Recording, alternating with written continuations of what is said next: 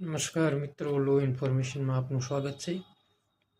મિત્રો, ઘણા સવાલ વિશે આપણા મનમાં વિચાર આવતા હોય તો આજે અમુક એવા સવાલો આપણે આપની સમક્ષ જાણકારી આપીએ.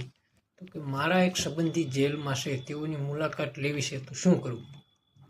તો મિત્રો, દરેક જેલની બહાર મુલાકાતીઓ માટે વિઝિટર્સ રૂમ હોય.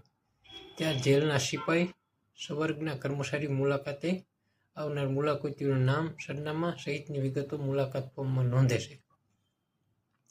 તેમજ મુલાકાત મળવાપાત્ર હોય તો તેની ચકાસણી કરીને મુલાકાતીઓને બોલાવવામાં આવે છે. મુલાકાતીઓ મિત્ર વર્તુળમાંથી હોય તો એક કેદીની 3 વ્યક્તિઓ મુલાકાત લઈ શકે. તેમજ મુલાકાતીઓના નજીકના સગા-સંબંધી હોય તો 5 વ્યક્તિઓ મુલાકાત લઈ શકે. મુલાકાતનો સમય 20 મિનિટનો હોય છે. દરેક જેલ ઉપર કેદી સંખ્યા મુજબ મુલાકાત નોંધાવવાનો સમય નક્કી કરવામાં આવે છે.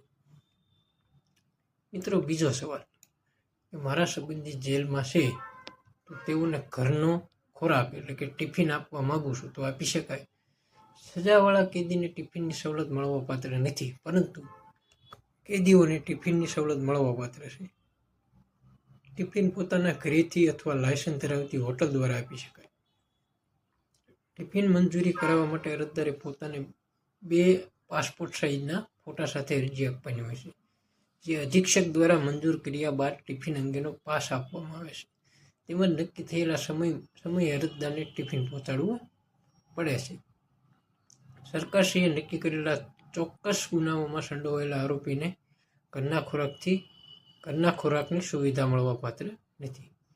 મિત્રો, ત્રીજો સવાલ કે મારા સંબંધી જેલમાં છે, તેને રોકડ રકમ આપવા માંગુ છું તો આપી શકાય કે નહીં? જેલમાં રહેલા કેદીને રોકડ રકમ આપી શકાય નથી, પરંતુ અરજદાર કેદીના નામ સરનામે જેલના સરનામે ₹800ની મર્યાદામાં મની ઓર્ડર કરી શકાય. રોકડ રકમ પ્રતિબંધિત વસ્તુ ગણાય છે અને તેથી કેદીને રોકડ રકમ આપવી તે જેલમાં ગુનો બને છે.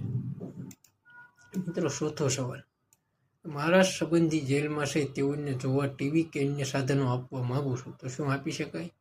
તો જેલમાં કેદીને વ્યક્તિગત રીતે ટીવી કે અન્ય સાધનો આપી શકાતા નથી, પરંતુ રજિસ્ટર થયેલ સંસ્થા દ્વારા લેટરપેડ ઉપર કેદીઓને સામૂહિક ઉપયોગ માટે ટીવી ભેટ આપવા અંગેની મંજૂરી મેળવવા અરજી આપવી પડે છે. મિત્રો, 5મો સવાલ કે મારે જેલ કેદીઓને મદદરૂપ થવા માટે દાન આપવું છે. તો કેદીઓને મદદરૂપ થવા માટે કેદી કલ્યાણ ફંડમાં દાન આપી શકાય છે, જેની પહોંચ આપી સદરહુ રકમ કેદી કલ્યાણ ફંડમાં જમા કરાવવામાં આવે છે. નમસ્કાર મિત્રો, લો ઇન્ફોર્મેશનમાં આપનું સ્વાગત છે. મિત્રો, ઘણા સવાલ વિશે આપણા મનમાં વિચાર આવતા હોય તો આજે અમુક એવા સવાલો આપણે આપની સમક્ષ જાણકારી